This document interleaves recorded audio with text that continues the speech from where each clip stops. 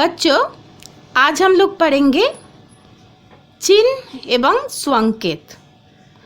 कोई भी मौलिक पदार्थ जिसे हम लोग छोटा करके नामांकित करते हैं उसे कहते हैं चिन्ह।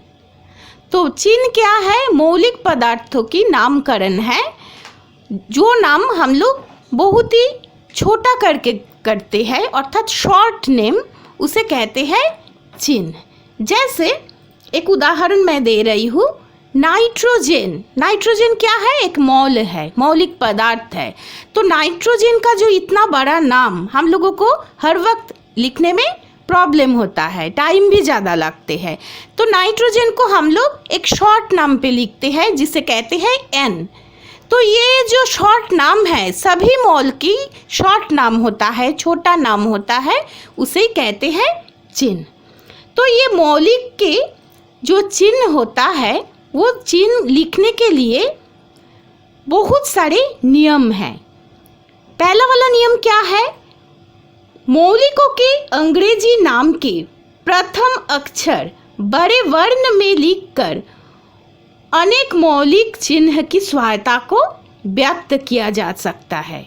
जैसे ये जो चार्ट मैं दिखा रही हूँ, तुम लोग चार्ट को देखो, यहाँ पर बहुत सारे मौलिक के नाम दिया हुआ है। जैसे हाइड्रोजन, हाइड्रोजन का पहला वाला स्पेलिंग का पहला वाला लेटर है H, इसीलिए हाइड्रोजन का चिन्ह है H। कार्बन, कार्बन का चिन्ह होता है C, ऑक्सीजन का चिन्ह होता है O, नाइट्रोजन का चिन्ह है N, बोरोन का चिन्ह है B, सल्फर का चिन्ह है S, फास्फोरस का चिन्ह है P, आयोडीन को कहते हैं I एवं फ्लोरीन को कहते हैं F। ऐसे करके सारे मॉल की उसकी अंग्रेजी नाम की प्रथम जो अक्षर है उसको देकर चिन्ह का निर्माण होता है।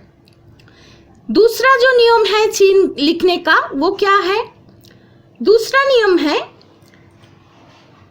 कुछ कुछ मौलिक है जिसकी स्पेलिंग का दो अक्षर, पहला वाला दो अक्षर, उसके द्वारा भी उस मौल का नामकरण किया जाता है, तो उससे भी चिन्ह बनाया जाता है।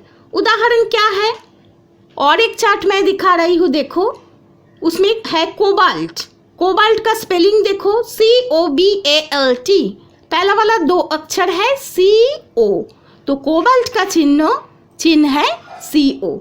ऐसे करके हीलियम, उसका चिन्ह है HE, लिथियम का चिन्ह है Li, बोरिलियम का चिन्ह है, बेरिलियम का चिन्ह है BE, बेरियम का चिन्ह है BA, ब्रोमीन का चिन्ह है BR। हम लोगों की प्रकृति में प्राकृतिक मौलिक पदार्थ का संख्या है 92, और 92 परमाणु को छोड़कर, मॉल को छोड़कर कुछ कृत्रिम मॉल भी है। तो कृत्रिम मॉल एवं प्राकृतिक मॉल को लेकर टोटल जो मॉल है प्रकृति में, उसका संख्या है 118। तो ये सारे जो मॉल है, मौलिक पदार्थ है, सभी का स्पेलिंग एक जैसे नहीं होता है। तो इसीलिए चिन्ह लिखने से भी बहुत सारे प्रॉब्लम हो सकता है, क्योंकि किसी किसी मॉल है जिसका स्पेलिंग का पहला वाला दो अक्षर एक ही लेटर से शुरू होता है। तो ये जो प्रॉब्लम है, इसे सॉल्व करने के लिए 3 नंबर का जो नियम है चिन्ह लिखने का, वो क्या है? मूल तत्व के चिन्ह के लिए अंग्रेजी के प्रथम अक्षर के साथ उच्चारण अनुसार थर्ड जो अक्षर है, अर्थात तीसरी जो अक्षर है, वो तीसरी अक्षर एक साथ लिखने से चिन्ह का निर्माण होता है। अर्थात कोई भी मौलिक पदार्थ की स्पेलिंग की प्रथम अक्षर, उसके साथ साथ उसकी तीसरी अक्षर, दोनों एक साथ मिला करके भी चिन्ह का निर्माण होता है। उसका उदाहरण में देखो, मैं एक चार्ट दी हूँ। जैसे क्लोरीन, क्लोरीन का जो स्पेलिंग है CHLORINE, अच्छा से देखो, पहला वाला अक्षर क्या है? C, और तीसरी अक्षर है L। तो दोनों को मिलाकर क्लोरीन का चिन्ह का निर्माण हुआ है जिसका नाम है Cl। तो ऐसे करके क्रोमियम है Cr, मैंगनीज है Mn, मैग्नीशियम Mg। तो चिन्ह का और एक नियम भी है। बहुत से तत्व है उसके मूल अंग्रेजी नाम का प्रयोग ना कर उनके लैटिन भाषा के नाम के आधार पर भी चिन्ह अंकित किया जा सकता है। जैसे पोटेशियम, पोटेशियम का लैटिन नाम है कैलियम, उसे कैलियम कहते हैं, उसका स्पेलिंग है Kalium। तो कैलियम है पोटेशियम लैटिन नाम। तो यहाँ पर पोटेशियम का जो चिन्ह होगा वो लैटिन नाम के प्रथम अक्षर से ही होगा, जैसे कैलियम का K, इसीलिए पोटेशियम है। ऐसे सोडियम, सोडियम का लैटिन नाम है नेट्रियम, उसका चिन्ह है Na। तांबा, कॉपर, जिसका लैटिन नाम है कॉप्रम, उसके चिन्ह है Cu। लोहा फेरम कहते हैं, उसके चिन्ह है Fe। सोना ऑरम, इसे कहते हैं Au। और चांदी है अर्जेंटम, इसे कहते हैं Ag। तो ये है चिन्ह लिखने का बहुत सारे नियम। उसके बाद हम लोग पढ़ेंगे स्वंकित। मौल की स्वंकित क्या है?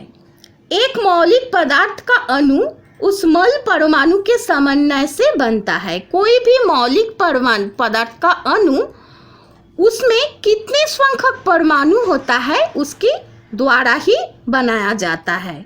जैसे उदाहरण देखो, हाइड्रोजन। हाइड्रोजन ऐसा तत्व है जिसमें हाइड्रोजन के 2 परमाणु होते हैं। हाइड्रोजन तैयार होने के साथ साथ हाइड्रोजन ऑलवेज 2 परमाणु उसके साथ युक्त रहते हैं, इसीलिए हाइड्रोजन के अणु को हम लोग H2 के द्वारा हम लोग दिखाते हैं। सो इसे ही कहते हैं स्वंकित। जब हम मॉल उसके अंदर में अणु निर्माण करने के साथ साथ उसमें कितना स्वंखक परमाणु युक्त रहता है व कितना स्वंखक परमाणु युक्त होकर कोई भी अणु का निर्माण होता है, उसी स्वंखा के द्वारा चिन्ह लिखने का नियम को कहते हैं स्वंकित। जैसे चार्ट में देखो, ऑक्सीजन। ऑक्सीजन है मूल का नाम। मूल अणु में कितना स्वंखक परमाणु उपस्थित रहता है ऑक्सीजन में? 2। इसीलिए ऑक्सीजन का स्वंकित हो जाता है O2। ऑक्सीजन का चिन्ह तुम लोग जानते हो O, और ऑक्सीजन का परमाणु रहता है एक अणु में 2, इसीलिए O के साथ 2 युक्त हो जाते हैं एवं स्वंकित होता है O2। ऐसे करके नाइट्रोजन, नाइट्रोजन में भी 2 परमाणु रहते हैं, इसीलिए नाइट्रोजन को का जो स्वंकित है उसे कहते हैं N2। क्लोरीन, क्लोरीन में भी 2 परमाणु रहते हैं, इसलिए क्लोरीन का स्वंकित होता है Cl2। Sulphate phosphorus, sulphate phosphorus में 4 परमाणु रहता है, इसीलिए उसका स्वंकित है P4। आयोडीन, आयोडीन में 2 परमाणु होते हैं, इसलिए आयोडीन का स्वंकित होता है I2। ऐसे करके फ्लोरीन, फ्लोरीन में भी 2 परमाणु होते हैं एवं इसका स्वंकित होता है 2। अब हम कुछ अधातु लिखे जाते हैं, इस पर विचार करेंगे।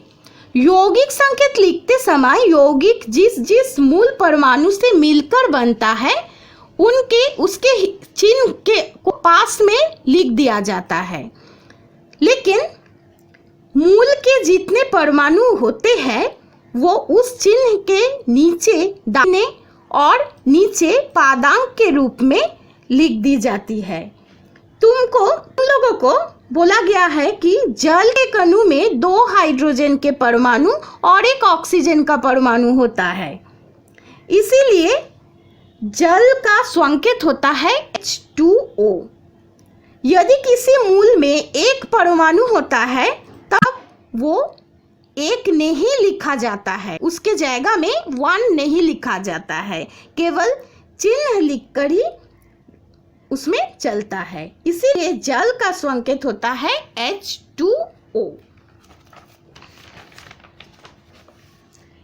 उसके बाद देखो, एक चार्ट है इस चार्ट में कुछ कुछ यौगिक का नाम एवं उसी यौगिक में क्या था, उसे एक अणु में क्या क्या परमाणु रहता है, कितने स्वंखक परमाणु रहते हैं एवं परमाणु के संख्या के हिसाब से उसका स्वंकित क्या होता है, एक चार्ट उसमें दिखाया जाता है। जैसे देखो कार्बन डाइऑक्साइड में परमाणु क्या क्या रहता है, कार्बन का परमाणु 1 रहता है, ऑक्सीजन रहता है 2 परमाणु, इसीलिए कार्बन डाइऑक्साइड का संकेत होता है CO2। कार्बन मोनोऑक्साइड, इसमें कार्बन का 1 परमाणु रहता है, ऑक्सीजन का 1 परमाणु रहता है। मोनो जो वर्ड है, मोनो वर्ड का मतलब होता है 1, इसीलिए कार्बन मोनोऑक्साइड को जो संकेत होता है वो है CO। मीथेन में कार्बन का 1 परमाणु, हाइड्रोजन का 4 परमाणु रहता है, तो इसका संकेत हो जाते हैं CH4। एमोनिया, नाइट्रोजन का 1 परमाणु रहता है, हाइड्रोजन का 3 परमाणु रहता है, संकेत हो जाते हैं NH3। हाइड्रोजन सल्फाइड, हाइड्रोजन 2 रहता है, सल्फर का परमाणु होता है 1, इसीलिए उसका संकेत होता है H2S। सल्फर डाइऑक्साइड में सल्फर रहता है 1, ऑक्सीजन रहता है 2, इसीलिए उसका संकेत होता है SO2। हाइड्रोजन क्लोराइड, हाइड्रोजन का परमाणु रहता है 1, क्लोरीन रहता है 1, इसीलिए इसका संकेत होता है HCl। तो ऐसे करके विभिन्न प्रकार की यौगिक में विभिन्न संकेत होता है उसकी परमाणु का संख्या के अनुसार।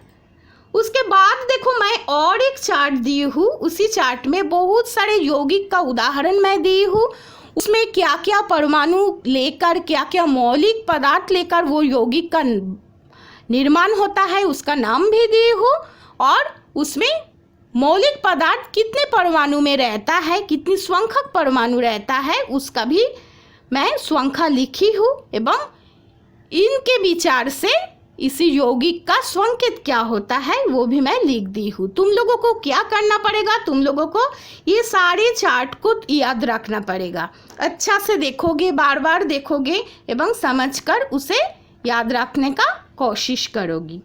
अभी हम लोग पढ़ेंगे और एक टॉपिक जिसे कहते हैं योग्यता। तुम लोगों की किताब में लिखा हुआ है योग्यता, लेकिन उसका असली जो नाम है तुम लोग ऊंची क्लास में जाके पढ़ोगे, उसे कहते हैं संयोजकता। तुम लोग योग्यता को तो पढ़ोगी ही, उसके साथ साथ संयोजकता ये टर्म भी याद रखोगी, तब तुम लोगों को ऊंची क्लास में जाकर प्रॉब्लम नहीं होगा।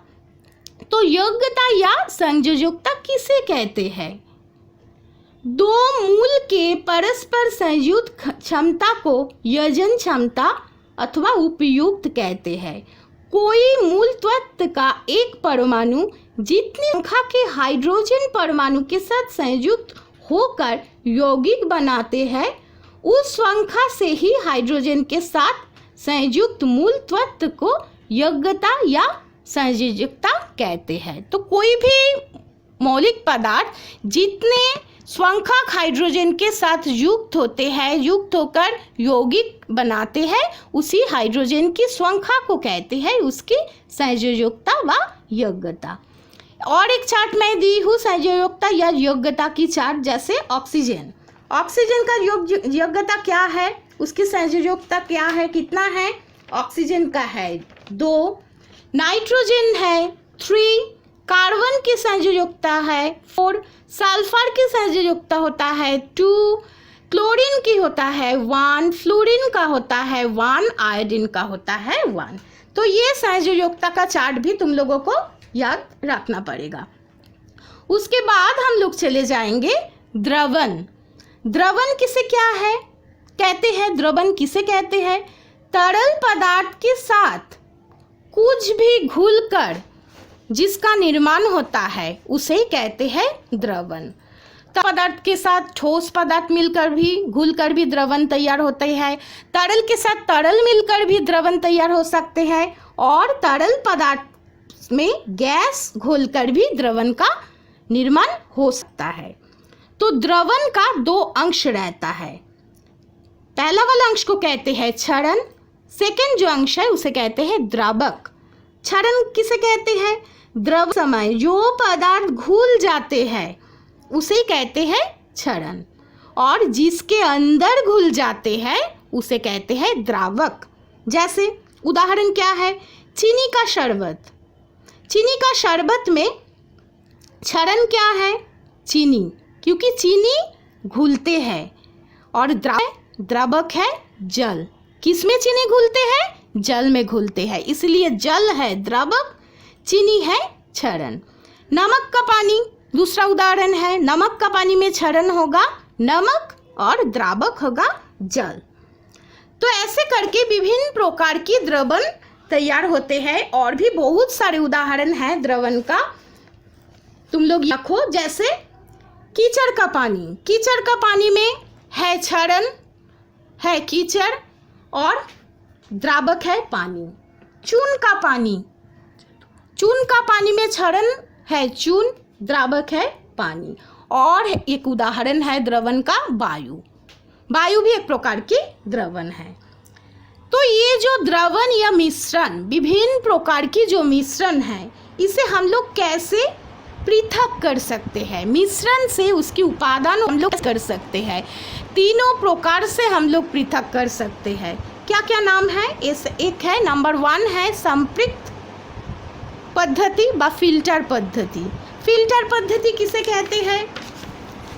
फिल्टर पद्धति कहते हैं फिल्टर कागज जैसी चलनी की सहायता से कठिन को अलग करने की पद्धति हुई फिल्टर क्रिया हुआ या संपृक्त। फिल्टर करने बाद नीचे वाले तरल को कहते हैं परिश्रुत, और फिल्टर के कागज के ऊपर रखा हुआ पदार्थ को कहते हैं अवशोष। जैसे उदाहरण, किस प्रकार की द्रवण को हम लोग फिल्टर के द्वारा, फिल्ट्रेशन पद्धति के द्वारा अलग कर सकते हैं? कीचड़ का पानी। कीचड़ का पानी को हम लोग फिल्टर पेपर के सहायता से अलग कर सकते हैं। ऊपर में, पेपर के ऊपर में कीचड़ जम जाते हैं और नीचे में चले जाते हैं फिल्टर होकर जल। सेकेंड जो प्रोसेस है, जो पद्धति है, उसे कहते हैं परीक्षण। परीक्षण क्रिया कैसा है? परीक्षण क्रिया के द्वारा नमक का पानी जो है उसको हम लोग अलग कर सकते हैं। कैसे अलग कर सकते हैं? कोई भी पात्र में, कोई भी जगह में नमक का घोल लेकर उसे बर्नर के ऊपर रखकर आग जलाकर उसे उबालना पड़ेगा। उबालते उबालते क्या होगा? जलीय वाष्प हो जाएगा। वाष्प बन के जल ऊपर में वायु में मिश्रित हो जाएगा और पात्र के नीचे नमक पड़े रहेगा। उसको ठंडा शीतल कर फिर ठोस नमक हम लोग पा सकते हैं। तो ये एक प्रकार की प्रोसेस है। और एक प्रकार की पद्धति है मिश्रण पृथक करने का, उसे कहते हैं चुंबक की सहायता से पृथकीकरण। उदाहरण क्या है?